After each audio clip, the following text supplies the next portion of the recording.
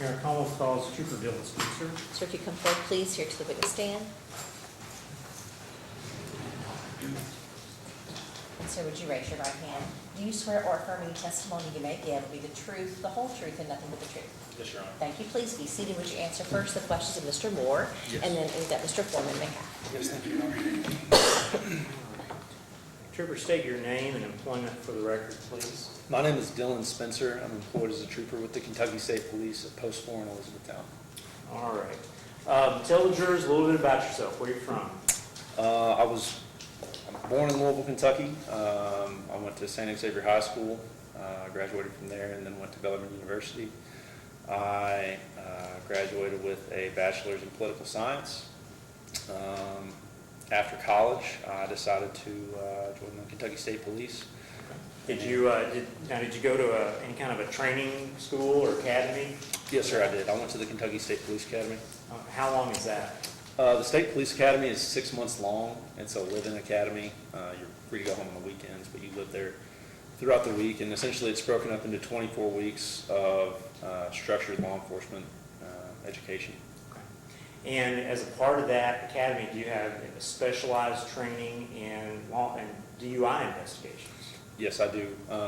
1 week out of that academy is specifically allocated to DUI enforcement, along with administration of the breathalyzer and toxicalizer machine that's located inside of the detention center. And have you had any, after the academy, do you have any continuing or additional education relating to DUI investigation? Yes, sir, I have.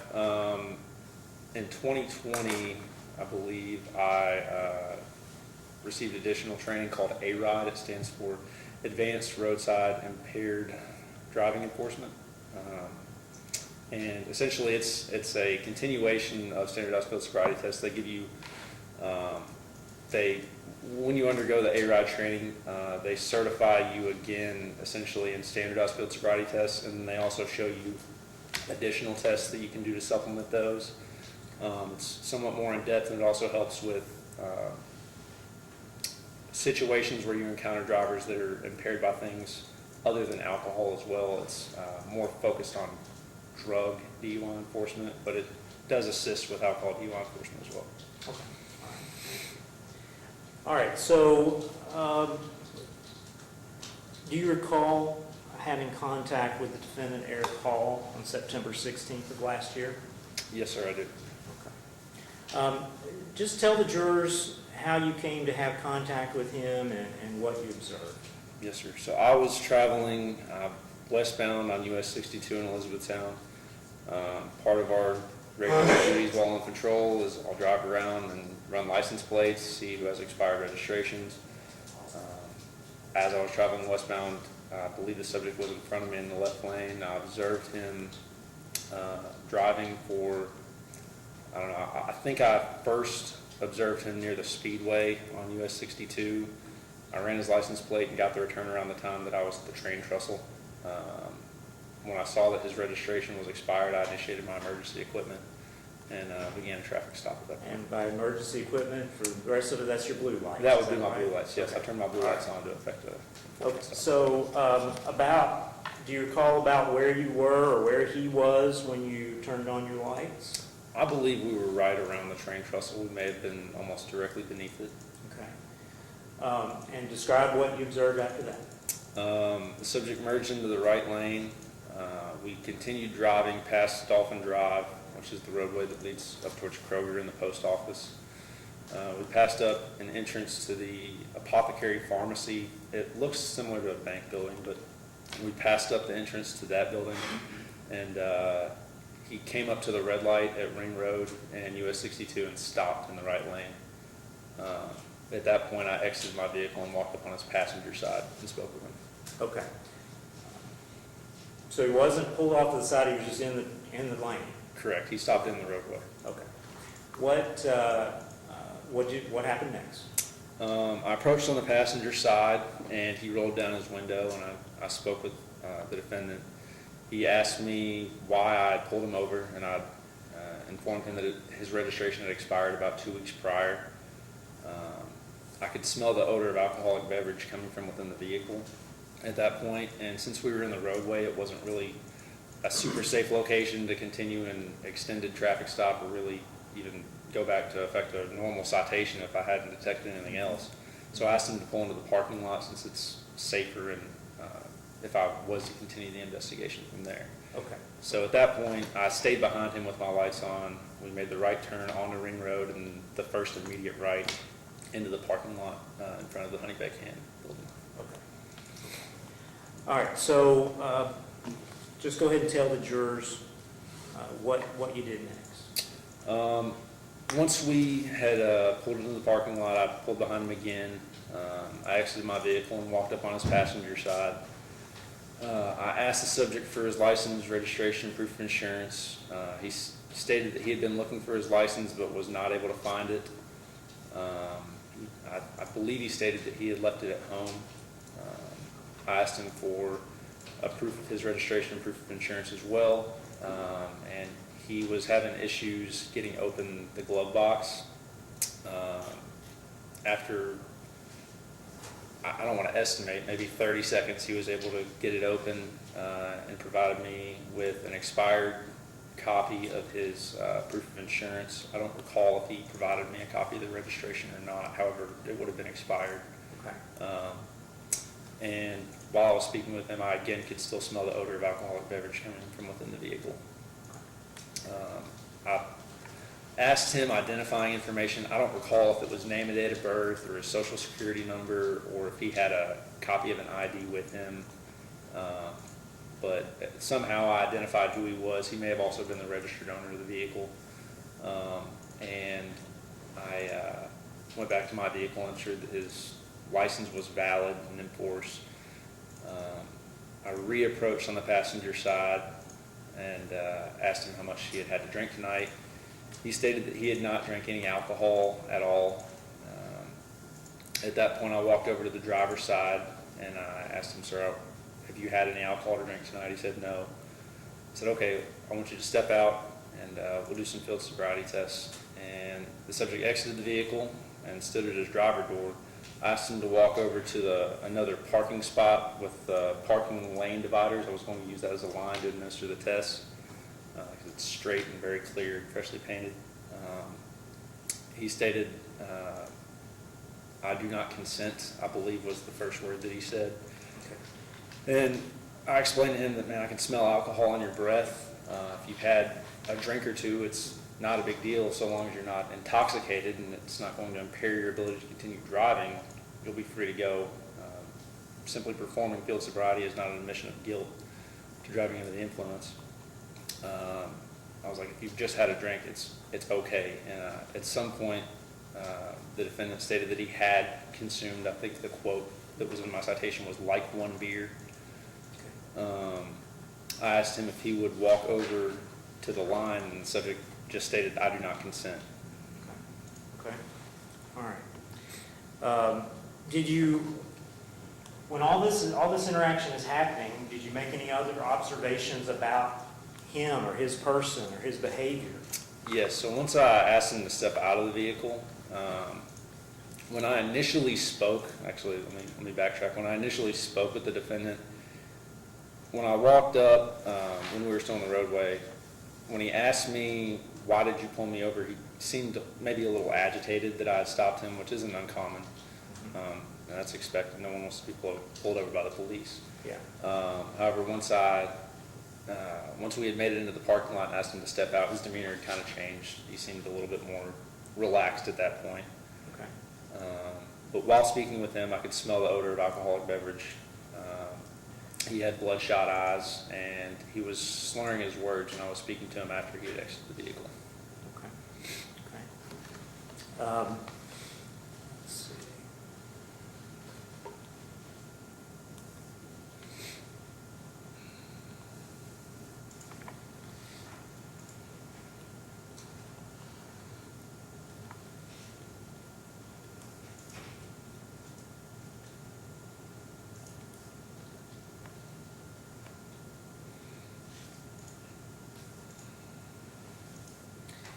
Did you, now, when you said that it took him about 30 seconds to get his glove box open, was he having trouble do you recall with the box itself, or with some controller, or? I'm not familiar with Teslas myself. I don't own one, but he was having some kind of a difficulty with the infotainment screen, I suppose, on the center console, trying to access it and get it to open the glove box. I'm not certain of how to operate that myself. Okay. Do you recall noting delayed reactions or answers to questions? Yes, sir. After I had asked him to step out, just while speaking with him, he seemed to have delayed a few second pause before he would answer a question when I was speaking with him. All right. So what after he refused the field sobriety test, what did you do after that? I explained to him, there's no admission of guilt to performing field sobriety. This is the only way roadside that I'm able to accurately depict whether or not you're impaired. Field sobriety tests are certified by NHTSA, which is the National Highway Traffic Safety Administration. But he just stated that he wanted to refuse those tests. So at that point, I placed him under arrest for DUI and also the traffic charges, if you will, the violations. Okay, and that was the driving with expired registration, correct? Yes, sir. Driving without an insurance card, a valid insurance card. He had one, but it was expired, is that right? Yes, sir. I believe the insurance card had expired about 5 months prior to my interaction with him, which is beyond the 45-day grace period that's allotted in KRS. And then he didn't have a license at all in the vehicle or on his person, is that Correct. He did not have a copy of his driver's license with him. All right. So you charged him with those things and as well as the driving under the influence charge, is that correct? Yes, sir. Okay. All right. So what did you do after you placed him under arrest? At the time that I placed the subject under arrest, I seated him in the back seat of my marked patrol vehicle, and I read him his Miranda rights. I asked him what he wanted to do with his vehicle, if he would like it towed or if he would like it left there at the scene. I believe he stated that he just wanted to leave it parked in the parking lot, so I locked it and secured it. Actually, I did go back and I did a preliminary search of the vehicle. I didn't locate any alcohol within the car that would have been creating any kind of odor or anything like that. So after I searched just the passenger compartment of his car, I secured it, and at that point I took his keys with us, and I transported him to the Hardin County Detention Center. Okay. Once we arrived there, we went inside of the BA room, or the law enforcement room, as they call it, and I read him his implied consent warning. So what is an implied consent warning? So the implied consent warning, it has to do with the legalities regarding either consenting to or rejecting tests that I offer, evidentiary tests that I offer regarding someone's blood alcohol or really just general content of their blood and what's inhibiting their ability to drive. And may I approach the witness, Your Honor? Yes, you may.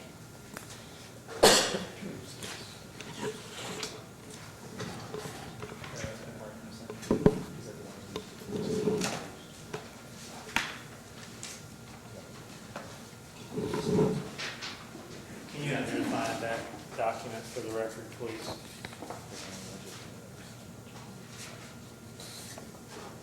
This is the most updated version of the implied consent warning. Okay. Is that, are you able to tell whether the content is exactly what you read to him that night? Yes, sir. This appears to be the same wording used in the implied consent warning that I read to the defendant. Okay. All right. Would you, and you said that you testified that you read that to him, is that correct? Yes, sir, I did. Okay. Will you read that, what you read to him, read that into the record for the jurors, please? Yes, sir. I will be requesting that you submit to a test of your breath or urine or any combination of these tests. If you refuse to submit to any breath or urine test which I request, your refusal may be used against you in court as evidence of your violation of KRS 189A.010 DUI and will result in the suspension of your driver's license by the court at the time of your arraignment. If you refuse to submit to the test and are subsequently convicted of KRS 189A.010 for a second or greater offense within a 10-year period, your refusal will be considered an aggravating circumstance, and you will be subject to a mandatory minimum jail sentence, which is twice as long as the mandatory minimum jail sentence imposed if you submit to the test. Also, if you refuse to submit to the test and you are convicted of violating KRS 189A.010 DUI, your license will be suspended by the Transportation Cabinet. If you take the test or tests, the results of the test may be used against you in court as evidence of violating KRS 189A.010 DUI.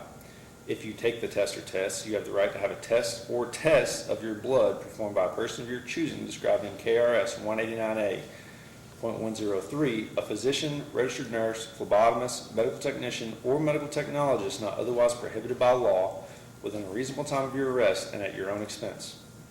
Although your license will be suspended, you may be eligible immediately for an ignition interlock license, allowing you to drive during the period of suspension, and if you are convicted of violating KRS 189A.010 DUI, you will receive a credit toward any other ignition interlock requirement arising from this arrest. During the period immediately preceding the administration of this test, you will be afforded an opportunity of at least 10 minutes, but not more than 15 minutes, to attempt to contact and communicate with an attorney. Do you wish to contact an attorney at this time? And that is the question that I would ask the defendant at that point. And you asked him? Yes, sir, I did. And did he want to talk to an attorney? He stated that he would like to make a phone call. Yes, sir. Okay, so you wanted to make a phone call. All right. Did you give an opportunity to do that? Yes, sir, I did. 10 minutes to do that? Yes, sir, at least 10. It may have been longer. I don't recall exactly how long. Okay. Do you know whether he reached one or not? I'm not sure. He was seated across the room, but I believe he was on the phone with someone. I could hear him speaking to someone. Okay, he was using his phone? Yes, sir, he was using his cell phone. Okay. What happened after that? What did you do? After he had concluded his time on the phone, there's a follow-up at the end of the implied consent warning. I would read this to him after he has concluded his phone call. Based upon the information which was previously read to you, I'm now requesting that you submit to a test of your, and then there's a blank with parentheses, insert breath or urine as appropriate. So what did you? I requested a breath test from the defendant at that point. Okay. And what was his response? He refused the breath test. Okay. Now, that form you have in front of you has places for boxes and signatures and all kinds of things. Yes, sir. Did you complete one of those forms and sign it, or have him sign it, or any of that? It's possible that I completed one. To my recollection, I don't believe I did. It's not standard. It's not required within our policy or within KRS to actually fill out the boxes on the form. Okay. Only that we advise them of their implied consent warning and allow them to view it. Okay. You don't recall having him sign it, do you? I don't recall, no, sir. All right.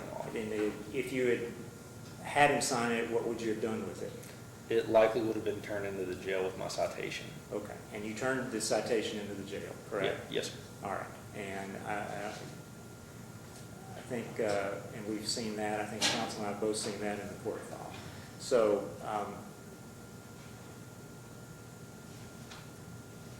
is it your standard procedure to have them sign that? No, and sir. turn it in? No, sir, it's not. And you said that's not required by your agency or by the statute, by the Correct. law? Right? Yes, sir. It is not required. Okay.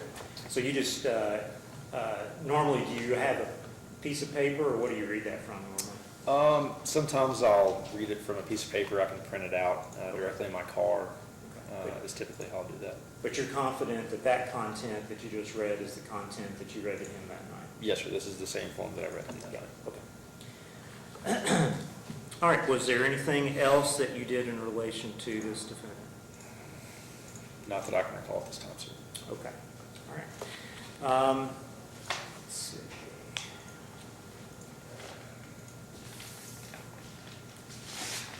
Now, since that last part that you read, so since he refused the breath test, did you offer him an independent blood test? No, sir. For him to be offered an independent test, he has to consent to the breath or urine test, which I request. Okay, all right. That's what I thought I heard you read. All right. Mayor, if I can have a moment to hook up my laptop to the court's feed on the big monitor.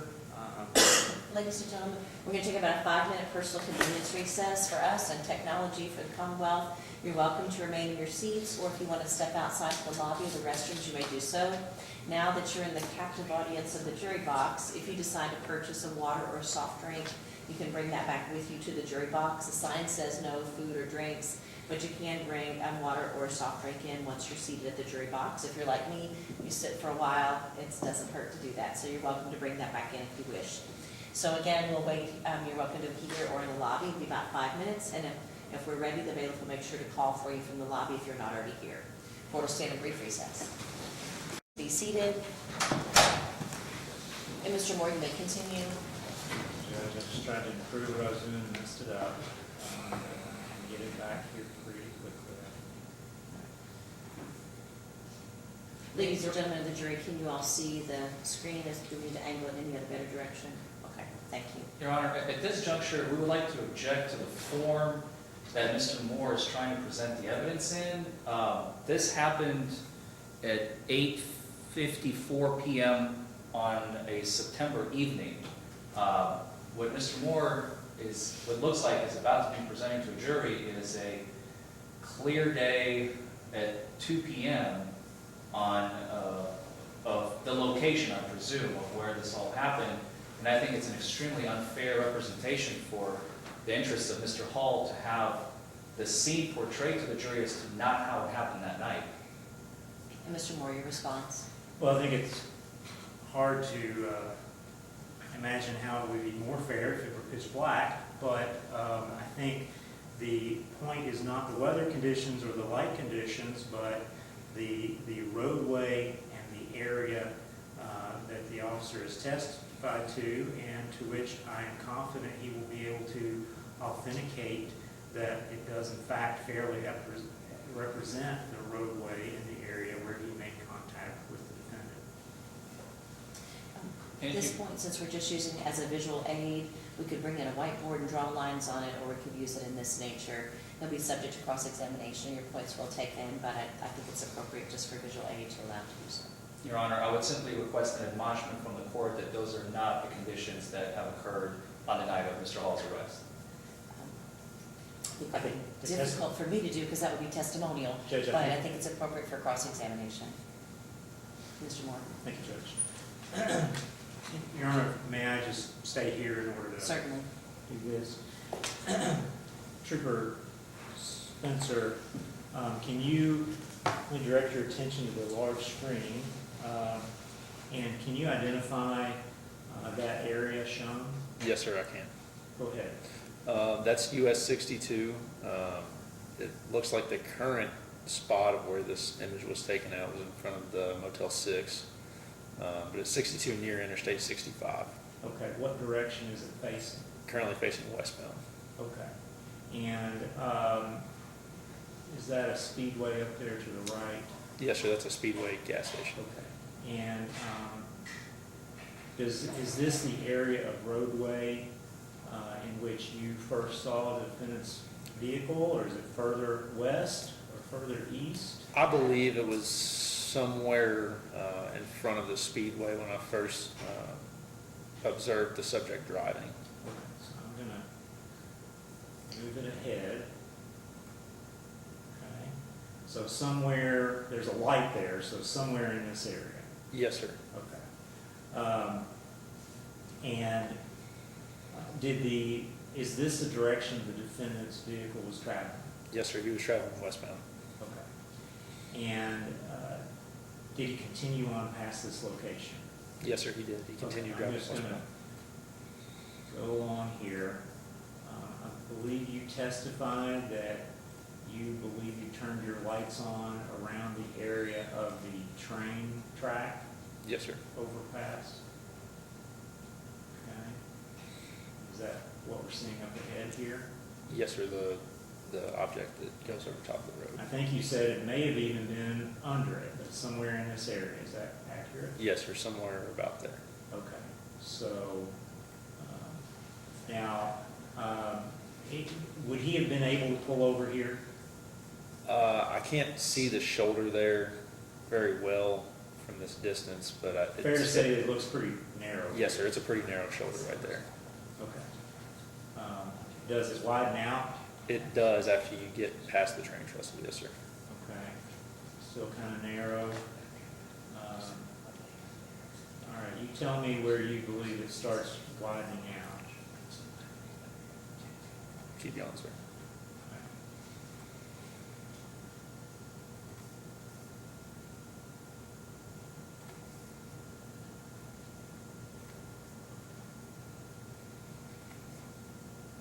He didn't pull over anywhere along here, did he? No, sir, you never stop on Okay. the side there. And you had your lights going? Yes, sir, I It's did. the trestle. All right.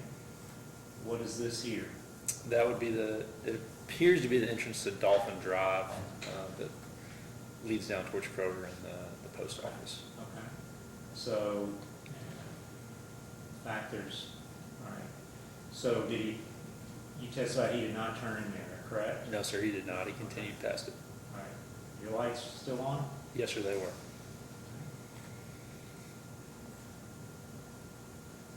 Did he continue in this direction? Yes, sir, he continued driving. Okay. All right. Here's, I think I called it a bank, and I think it used to be, but you corrected that it's a pharmacy. Did he pass this area? Yes, sir, we passed that entrance as well. Okay, so.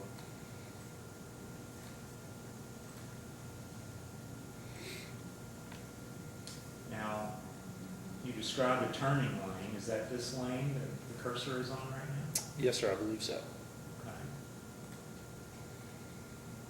And so you tell me, do you see the area in this photo of where you stopped? Yes, sir, about where that car is at in the right-hand turning lane. This one? Yes, sir. I'm putting the cursor on now? Yes, sir, that car. So he stopped there? Right about there, yes, sir. Okay, all right.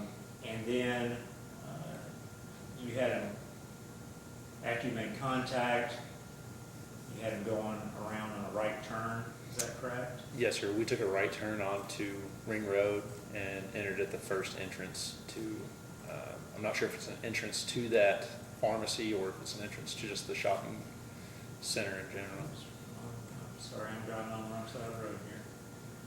This entrance here? Yes, sir. All right, which that's, looks like a joint entrance to the pharmacy we saw a minute ago, and this, is that Honeybank Camp? It may be, sir, I believe so. Okay. So somewhere in this parking lot is where he stopped, is that right? Correct, we pulled into that inlet and then we made a left-hand turn and I believe we stopped in front of the Honey Baked Ham business. Over in this area? Yes, sir. Okay. Up by the building or out by the? We were facing Ring Road, so on the outside, correct. This area? To the left, yes, sir. Okay. Okay. All right.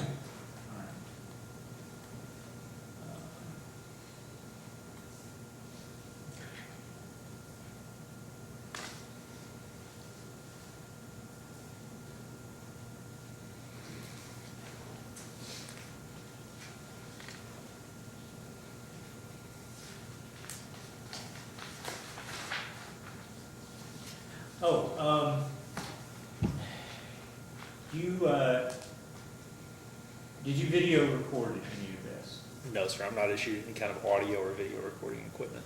Okay. So your vehicle doesn't have a camera? No, sir, my car is not issued or equipped with any kind of camera. Okay. Are you the only one without a camera with KSP?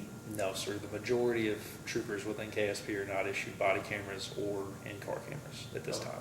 Okay. So that's not, do you get to choose whether you get a camera or not? No, sir, you do not. Okay.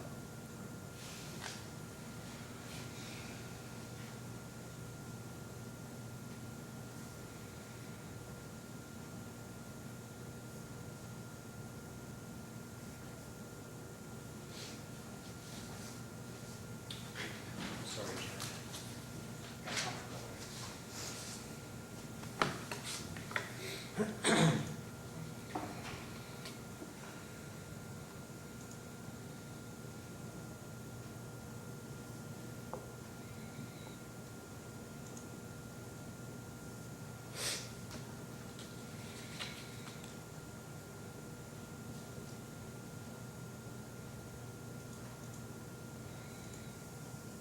I don't think I have any other questions of this trooper at this time, Your Honor. Cross-examination.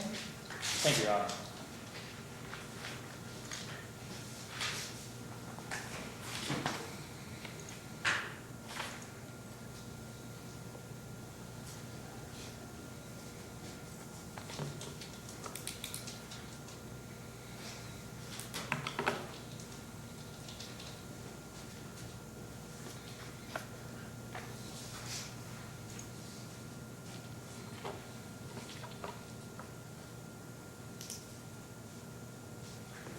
Good afternoon.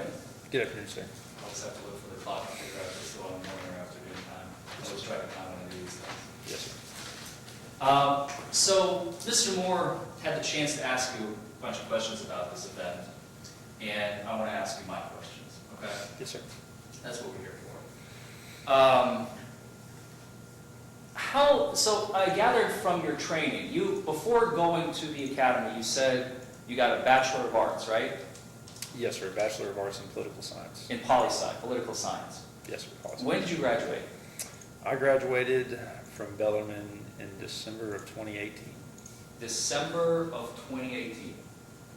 And did you do anything with Kentucky State Police while you were in school? I did an internship program at Post 5 in Campbellsburg. It was an in-school internship. It wasn't paid or anything like that. Essentially, I was a ride-along for, I believe it was 12 weeks in conjunction with one of my classes that I was taking in college. So what year was that approximately? It, Do you remember? I believe it was either the fall of 2018 or possibly spring of that year. I can't recall. It was the first semester. So it'd be either fall of 2018 or spring of 2018? I believe so, sir. I don't remember if it was the last semester of my junior year or the first semester of my senior year. So you graduated in 2019? I graduated in December of 2018. December of 2018. I graduated a half year early. A half year, okay, that was my confusion, because normally, spring semesters and fall semesters, it seems a little awkward. You start with the fall semester and you end with the spring semester, right? Yes, sir. But you finished yours after the fall semester. In December of 2018, you finished your education. Yes, sir. I graduated a semester early. You graduated a semester early, okay. Did you go into KSP right away, Kentucky State Police? I believe I applied in November of 2018, and the next academy class started in May of 2019. So after I graduated, I worked construction for a few months, and then once May came around, I went to the academy.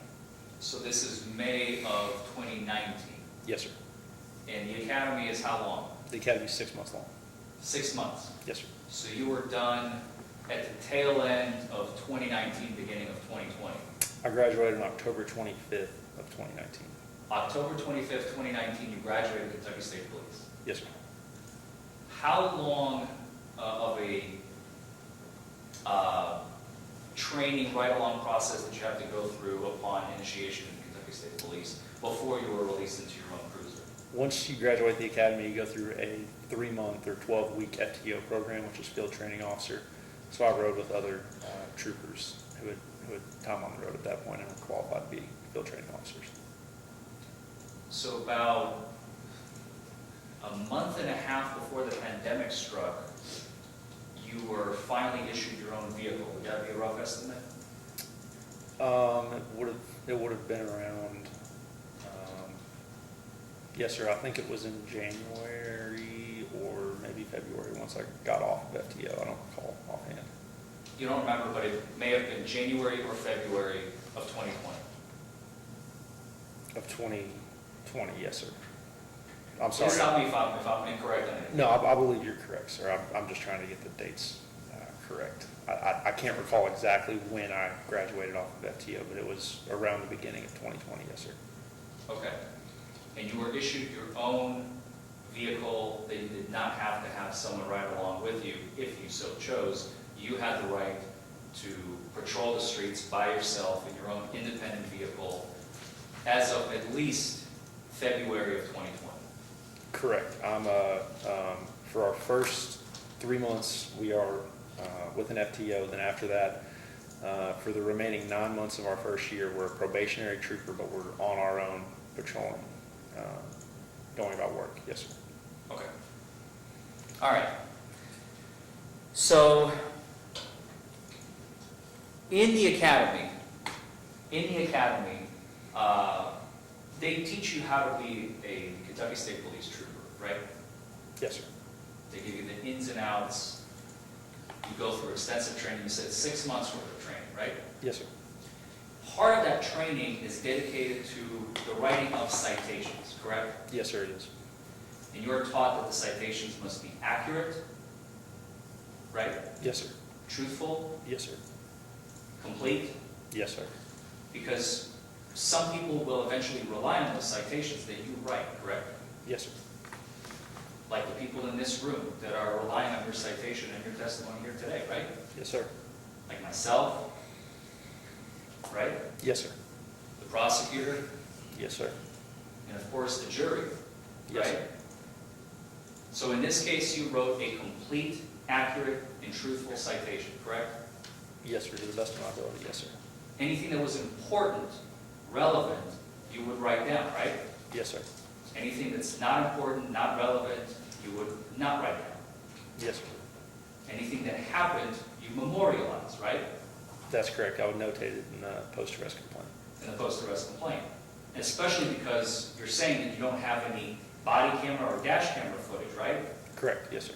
So these two pieces of paper are the only thing that we have as a testament of what happened on September 16th of 2021, correct? Yes, sir. Regarding this incident, yes. Regarding that's this correct. incident, right? Yes, that's correct. Although you could complete, in theory, if you didn't have enough room on these pages, you could complete a supplemental report, right? Yes, sir. You can do a supplemental report. I've never done one in the instance of less than 9 charges on a defendant. And you didn't do one in this case, right? Correct, sir. He only had 5 charges, so there was not a second citation required. Okay. Well, I'm sorry, you do have 2 pages here though, right? Two pages to the citation. It's not a 1-page citation that you've generated. Correct, in sir. this case, That's one citation. I think the maximum for a specific citation is 3 pages. right? Okay. And at that point, if you have additional charges or additional information that you want to relay, you can complete another citation. You may just have to move a charge from their first one to your second one to generate it, because you have to charge someone with something to generate a citation. You could generate a blank charge. Are you familiar with that? I'm not, sir. I've No, never done that. you've never done that? No, sir. Okay. But in this case, we have 2 pages with respect to Mr. Hall's arrest, correct? Yes, sir. On 1 uniform citation. Correct, sir. With It's 2. 5 charges and I'm sorry, go ahead. Yes, sir. It's 2 pages, but it's part of the same citation. It has the same control number down in the bottom right corner. If you'd like to reference that. Okay, just to be clear, I'm not trying to argue on that point. I'm just wanting to make sure this is the 1 citation with the 2 pages that you generated in this case, yes or no? Yes, sir. That is a Okay, citation that I that's read. all I was asking. Yes, sir. Do you remember in the academy, one of the slides in KSB says, quote, if you didn't write it down, it didn't happen, end quote. I don't recall that specifically, but I've heard that. Yeah, something to that effect, yes. If we don't write it, it did not occur. Okay. So let's talk about the case. You stated that you first encountered Mr. Hall's vehicle as Mr. Moore showed us on Google Maps on Mulberry Street, right? Yes, sir. It's US 62. US 62. Yes, sir. Mr. Moore, I hate to be a bother, but could you pull up? Should we approach, Judge? Yes.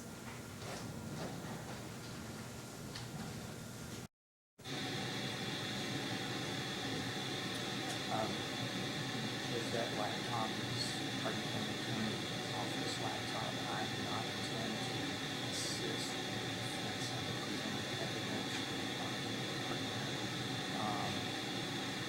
You can present its own. I don't think it's appropriate to assist in that way.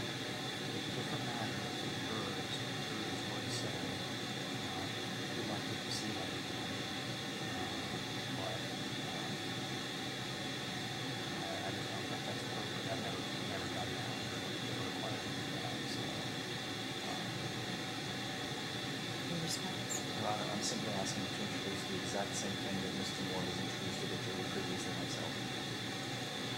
I don't think the Commonwealth has to give you their visual aids. I'm sorry. In other words, it's on, Right. That's right. It's a list. Research.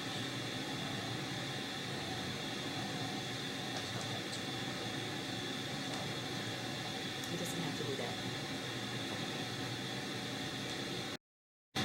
You may continue. Thank you, Your Honor. All right, so as Mr. Moore has shown earlier on the TV screen to the jury and everyone, your path on Mulberry Street, you were following Mr. Moore for, by my estimation, a good tenth to a quarter mile. Would that be a fair assessment? Yes, sir, I would agree with that. Okay. And while you are traveling behind him, before turning on your blue lights, how long did you follow him for before you initiated your blue lights? I couldn't give you an exact amount. I could estimate. Am I allowed to estimate? Yes. 900, Is your testimony? maybe 800, 900 feet, that whatever the distance is from the speedway to approximately where the train trestle was at. Okay. And during the entirety of following behind Mr. Hall's vehicle, okay, you did not see any moving violations, correct? No, sir, I didn't observe any. You did not weave, Not that I observed. you did not speed, Not that I observed. We may have been stopped at the stoplight beforehand, so we were going at fairly low speed to begin with. he stopped for the requisite amount at the stoplight. For the requisite amount. Allow me to clarify. When the light turned red, he stopped. I believe so, sir. I didn't see him run the red light. When the light turned green, he went. Correct, sir. There was no delayed reaction to the light. Not that I notated, no, sir. He did not abruptly accelerate his vehicle. Not that I can recall. He didn't almost strike another vehicle. No, sir, not that I can recall. He didn't weave off the road. No, sir, he did not go off the roadway. His wheels were within the lane the entire time. As far as I'm aware, yes, sir. Otherwise, you would have charged him with a moving violation, would you not? Yes, sir, I would have charged him with careless driving if I observed him driving carelessly. He never touched the fog line or the center line, Not that I notated, no, sir. and that was for the entirety of the duration of the length of the Google Maps footage that we previously saw by the prosecution, correct? From the time that we had passed the speedway to about where we had reached the train trestle, I believe that's correct, sir. I didn't observe any moving violations. Okay, and I want to jump forward just for a second because we will go back. But after you initially stopped Mr. Hall, and you stopped in the right-hand lane, he used his blinker, right? I don't recall if he did or not. He did not abruptly brake. He was slow to stop, so I wouldn't say that he abruptly braked, no, sir. He did not make a short or wide turn going onto Ring Road from Mulberry. Not that I can recall. I didn't notate that. He didn't hit the curb or anything like that. No, sir, he didn't strike anything. And as he was pulling into the parking lot, he, again, did not strike anything. No, sir, he never struck anything throughout his time driving. He drove in a careful manner. He drove, yes, sir. I don't know if it was careful or not. I can't speculate as to how he was driving himself. I'm asking because you were there. You can testify to that. He didn't strike anything, so no, sir. I would assume that he drove successfully. What do you mean drove successfully? He did not crash into anything or strike anything, as you asked me. Okay. He was able to pull from Ring Road into the parking lot in a safe manner, correct? Yes, sir, he pulled into the parking lot. And then in the parking lot, he pulled into a parking space. We parked within parking spaces. I don't know if he was within the lines of the parking space or not. I don't recall. if he would not have parked his vehicle within parking lines, would you have notated something like that in your citation? Probably not, sir, because I was effecting a traffic stop. When I initiated my equipment, my expectation for him was to pull over when he saw my blue lights. So where we eventually stopped at in the roadway initially was not where I would have intended for him to stop. So an individual's ability to park their vehicle properly does not go into your assessment as to whether or not an individual is under the influence or not? We pulled into a parking lot. I don't know if he intended to pull in specifically into a particular parking spot or not. We stopped our vehicles in the parking lot, and I don't recall if he was within the lines or not. You did not pay attention to that, basically, if you don't recall? No, sir. That would be a fair assessment. I was looking at the vehicle itself, not where exactly it stopped at. You were looking at the vehicle for what purpose? Anytime that we're on a traffic stop, I don't know exactly what his intentions are. I don't know if he's a foul actor, if he could have a firearm, if he would want to harm me. So You're looking out for your safety. Yes, sir. Yes, correct. That's why we moved from the location in the street, was it's safer for myself and him. We're not in the roadway. Okay. All right. So like I said, I want to go back. Initially,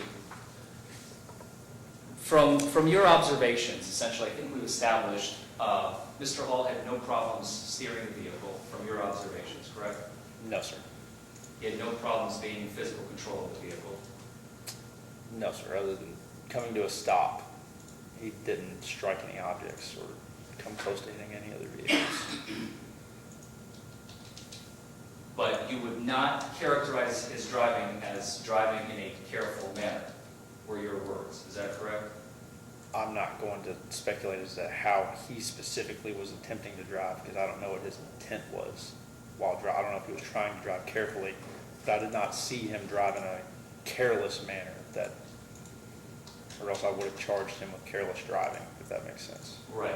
Okay. So, but from your own personal observations, I'm not asking you about potential Mr. Hall's intentions. I'm asking about you as an individual sitting in your Kentucky State Police cruiser behind the wheel of a car, behind another car. You get a chance to see what the other person's doing, right? Yes, sir. You did not charge him with anything because you did not see Judge, him. I'm going to object. I think this has been, I'm going to object cumulative. I think this has been asked and answered at least 3 times. I'll sustain. I'll move on, Your Honor. Thank you.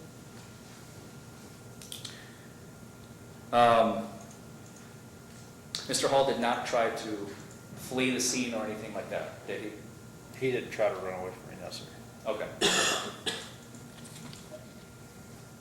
His decisions and actions were consistent with someone who you would expect from someone who you're pulling over. Other than continuing to drive for as far as he did before he finally came to a stop and stopping in the roadway, those were things that I thought were strange at the time. That's why I notated them.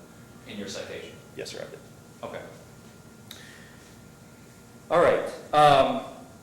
So let's go back. I know we kind of been jumping around a little bit. I just wanted to capitalize. I want to make sure that the ladies and gentlemen of the jury understood the extent, start to finish, of the driving. Now I want to talk about your interactions. So let's go back at the initial stop of Mr. Hall. When you first stopped his vehicle, he stopped his vehicle in the right-hand turning lane of Mulberry Street going onto Ring Road, but he stopped on Mulberry Street. He wasn't protruding onto Ring Road or anything like that, right? Correct, sir. We came to a stop at the red light. He was at the red light. Yes, sir. Okay. You approached Mr. Hall on the passenger side, right? Yes, sir, I did. For your safety, Yes, sir. because it's dangerous. It's a dangerous road. It's a busy road. Yes, sir. And if you had come from the driver's side, you would be walking into traffic. Yes, sir. I'd be exposed to traffic if I walked on the Not a passenger smart idea, right? side. Correct. Right. Yes, sir. So you did a smart move. You came to the passenger side, and Mr. Hall rolled down his window to interact with you, right? Yes, sir. Immediately upon getting the window rolled down, he asks you, "Why'd you pull me over?" Yes, You sir. remember that? Yes, sir. Words to that effect. I don't remember exactly how he asked it, but it was something along those lines. Something along those lines. Of, why did you pull me over? Yeah, why'd you pull me over? Why'd you stop me? Something like that. Why did you stop? Okay. And you testified, I believe, on direct examination that it's not uncommon for individuals to react in an agitated manner when getting pulled over. Correct. As you said, nobody really wants to deal with the police. Yes, sir. Nobody wants to be pulled over. Nobody wants to get pulled over, right. And you told Mr. Hall that his registration, the reason you pulled him over, is the registration expired 16 days ago. Yes, sir. It expired at the end of August. At the end of August, the previous month. Yes, sir. Okay.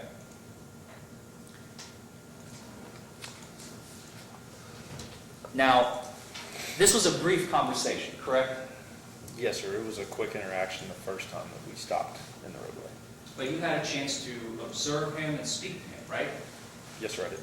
And you even notated in your citation that he had rapid speech. Yes, sir. He was speaking rapidly. Yes, sir. You also noted that you smelled the odor of alcohol coming from the vehicle, right? Yes, sir. You did not note in your citation that you saw slurred speech, right? Correct.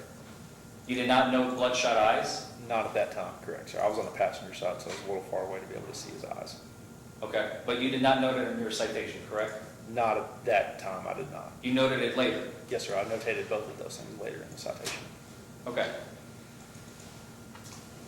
And after this brief interaction, you told Mr. Hall, put your car back in gear, turn right on Ring Road, I'm right behind you, and pull into that parking lot over there, the Honey Baked Ham business that was the closest one nearby, correct? I instructed him to pull his car into the parking lot adjacent to us, and that I would be behind him with my lights on to make sure that it was somewhat safe for us to do that. Okay. Which he did. Yes, sir, he did. And I'm not going to rehash that testimony, we've already covered it.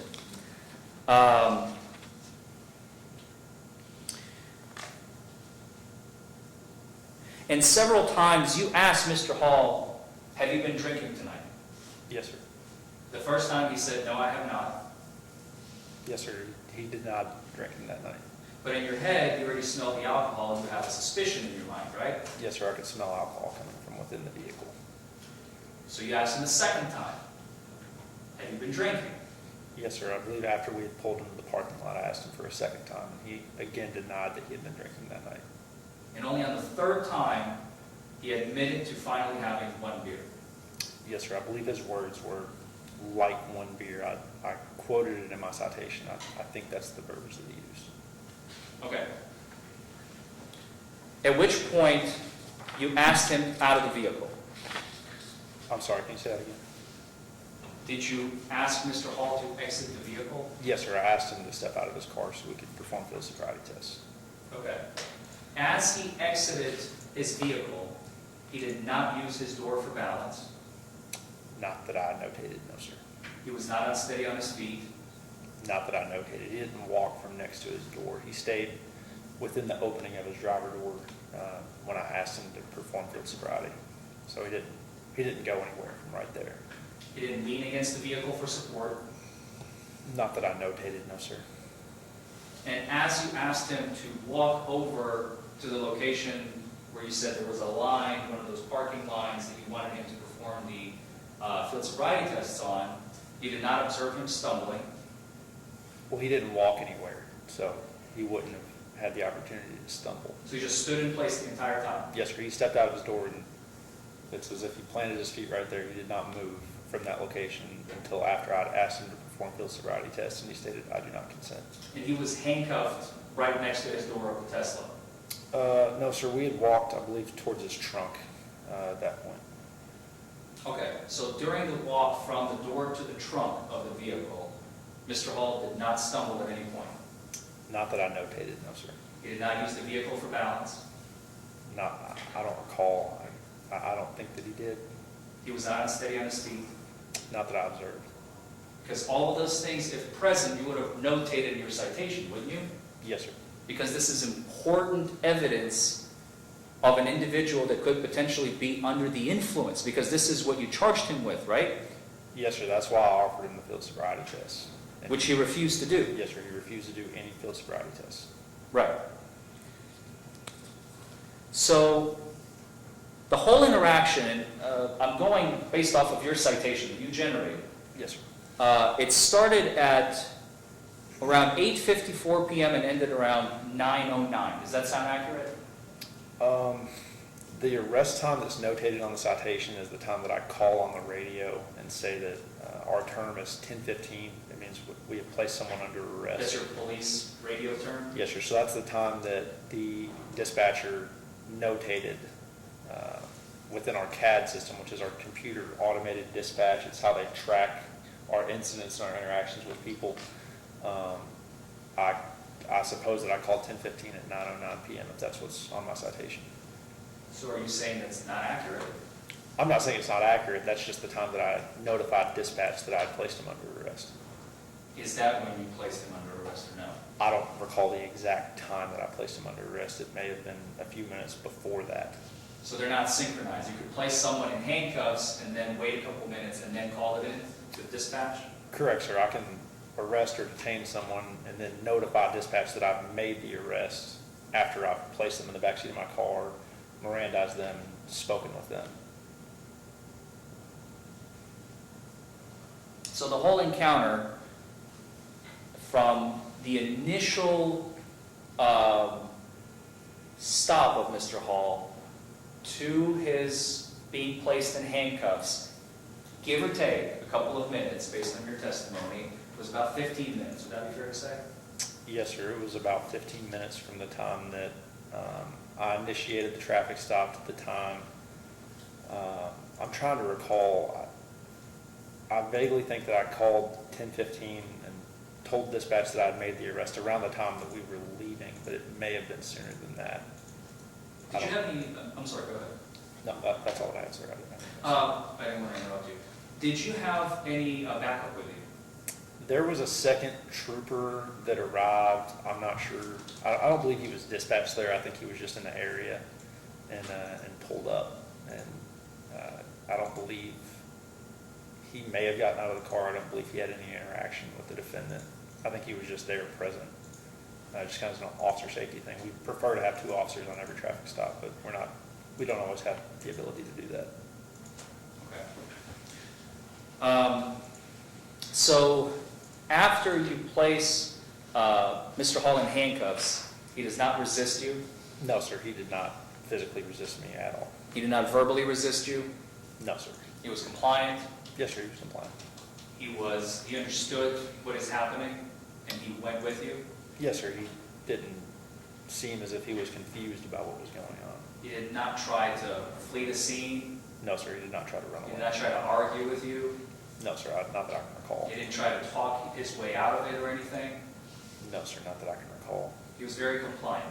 Yes, sir. He was compliant. And you placed him in the back of your cruiser? Yes, sir. I did. Okay.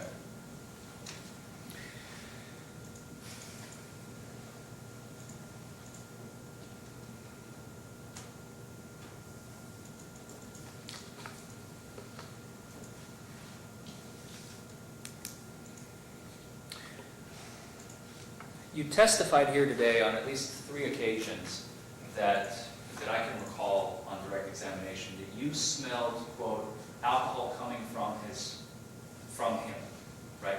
From within the vehicle, and then after he had stepped out of the vehicle, I could smell it coming up off of his person. Once he had exited on the Once he driver's exited side. the vehicle? Yes, sir. Okay. You did not write that in your citation, correct? I don't recall if I wrote that in there or not. I don't believe that I did. That I Would could it refresh your recollection if I showed you the citation? Yes, sir. That's fine. If I may approach the witness, Your Honor? You may.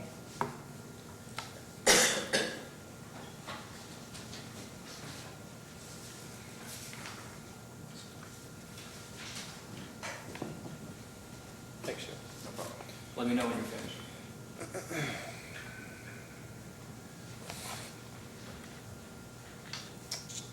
No, sir. I did not notate that I could smell it coming off of his breath, but I did notate that I could smell it. That was fast. In the vehicle.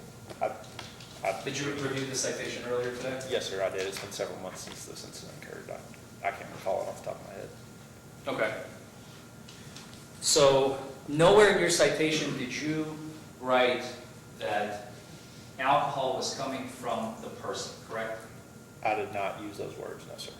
Okay, you did use the words that the alcohol was coming from the vehicle, correct? Yes, sir. I could smell the odor of alcohol coming from the vehicle. From the vehicle. Yes, sir. Did you ask Mr. Hall if he had any other passengers in that vehicle beforehand? There were no other passengers in the vehicle, sir. At the time of the stop, right? Correct. Did you ask Mr. Hall if he had any passengers before you stopped him? No, sir, I did not. Okay.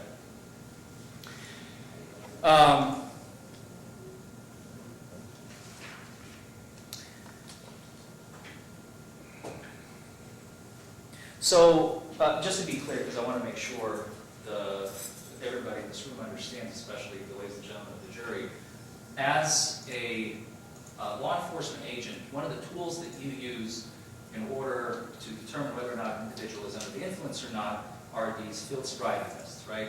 Yes, sir. They're voluntary, right? Yes, sir. You don't have to do them. Correct. Okay, so by law, an individual can simply choose, for whatever reason, to say, I decline to do those, and that's the end of it. Yes, sir. Okay. Because there was some confusion in voir dire, I just want to make sure to clear that up for everybody.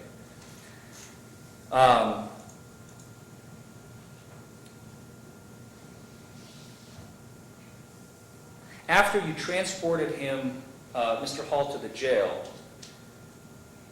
you read him the implied consent form that you read to us in the courtroom today, right? Yes, sir. It was the same verbiage as the form. So that form is the exact same form that you read on September 16th at 9 or 10 p.m. Yes, sir. to Mr. Hall? Yes, sir. Okay. And your testimony here today is that he never signed it. I don't believe I had him sign one, but he may have. Do you recall him writing anything on the form? I don't recall asking him to write anything on it. Or if he voluntarily wrote something on it? Not that I can recollect, sir. You don't remember? No, sir, I don't remember.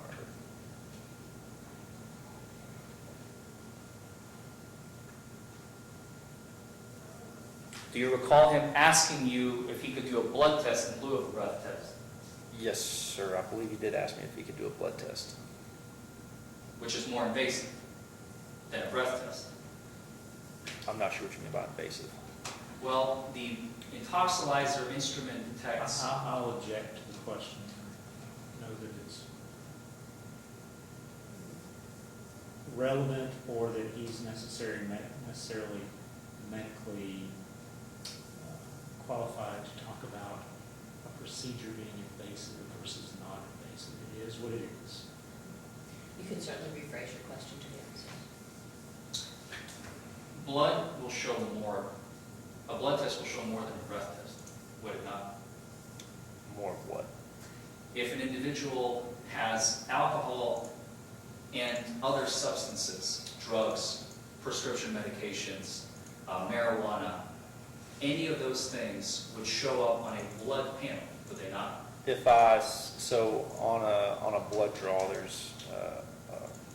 there are blood kits, and we're allowed to, I think, write in suspected drugs if a blood test was administered that we would like them to screen for, and they do have the ability to show intoxicants other than just alcohol. Right. But if an individual blows into a breath test instrument, it will only show alcohol and how much, right? Correct. It'll give a number relevant to their blood alcohol content.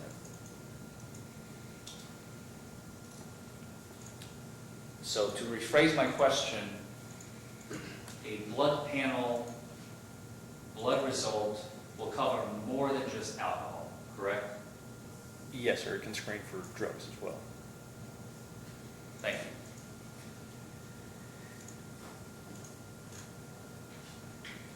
And you could have asked Mr. Hall if he wanted his own blood test at some point, could you not? I could have offered him a voluntary blood test that is separate from the implied consent warning that was read. So you don't have the ability to you yourself offer him a blood test? So I was trained to read the implied consent warning, as is Judge, may we approach? within, Yes, the council can approach.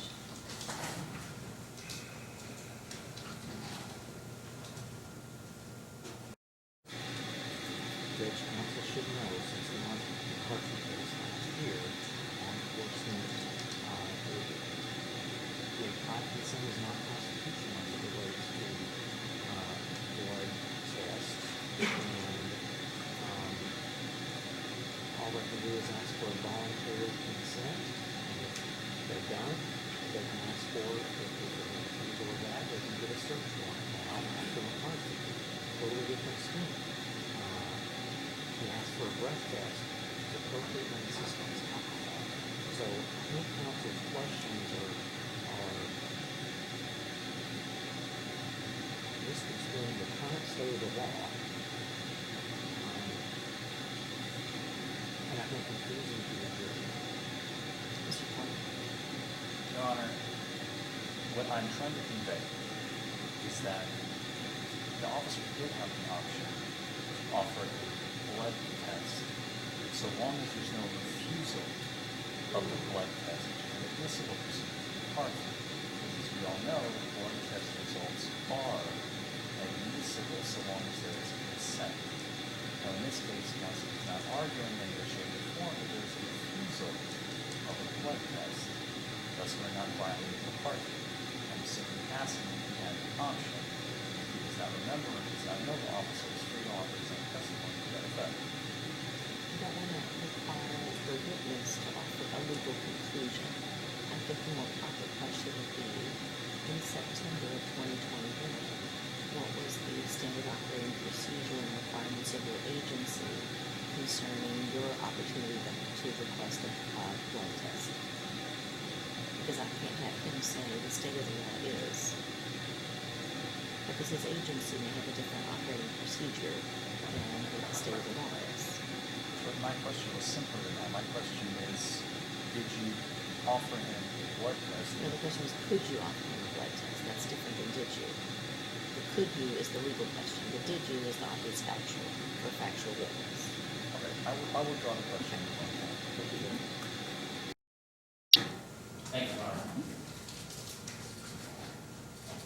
Honor. So you did not ask Mr. Hall for if he wanted a blood test performed in this case, correct? correct, I did not offer him the ability to take a blood test. Despite the fact that he asked for it. Correct, sir. He requested a blood test. However, I had requested from him a breath test, as is allocated in the implied consent warning that I read to him.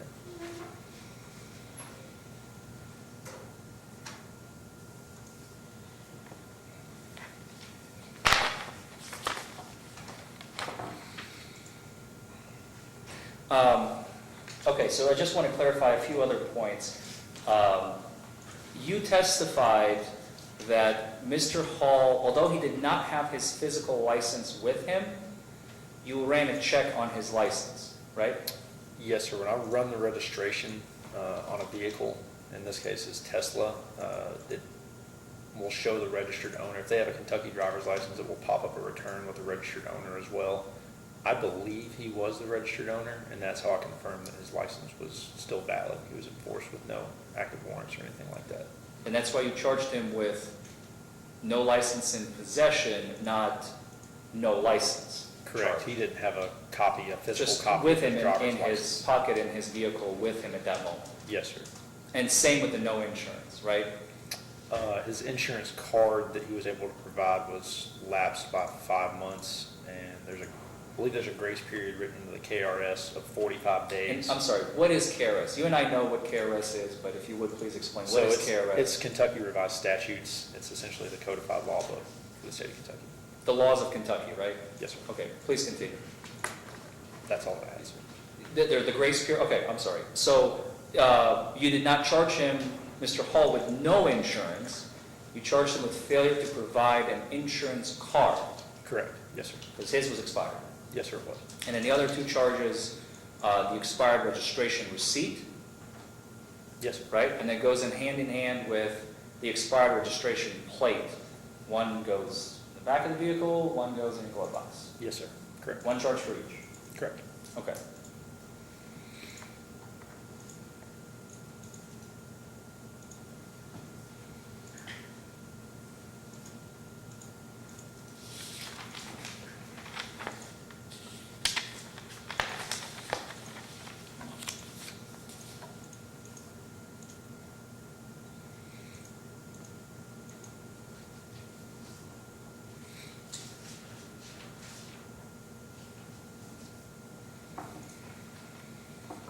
If I may have a moment, Your Honor. May.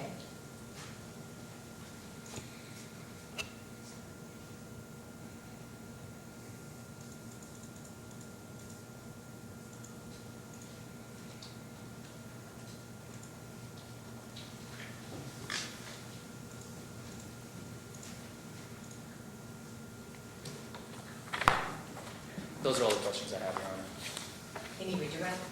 Just briefly, Judge, just to make sure the jury's clear, Trooper Spencer, if he had taken your breath test, he would have gotten his blood test. Correct. When we read the implied consent, there was the clause at the end. If they consent to the test that we request, then they are entitled for an evidentiary blood test of their own, at their own expense. Right. And you are the one that chooses what test he takes initially, not him, correct? Correct. Yes, sir.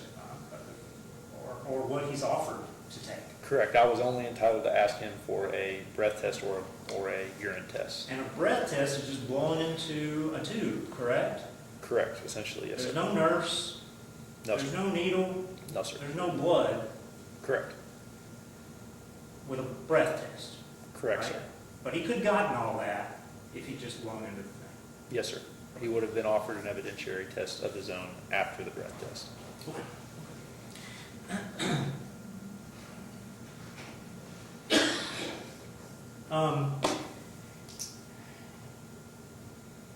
On the issue of your citation,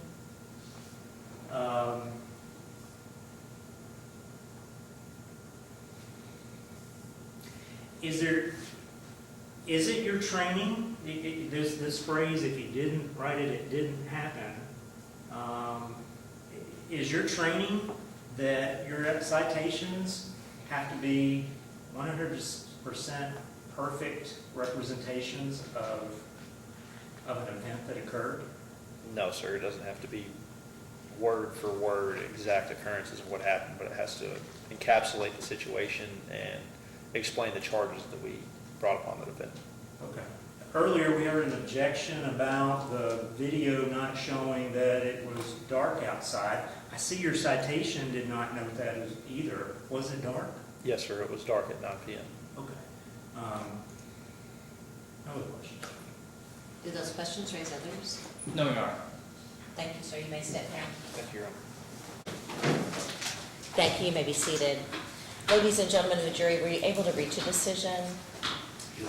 And was it the unanimous decision of each of you? Yes, ma'am. Yes. If you would give that decision to the bailiff along with your discussion copy separately, please. Verdict Form E, operating a motor vehicle while under the influence of alcohol. We found the defendant not guilty. Was that the intended verdict of each of you? Is that correct? Do each of the attorneys, either of you, request an individual polling of the jury? I do not. No, Your Honor. Thank you. You may be seated.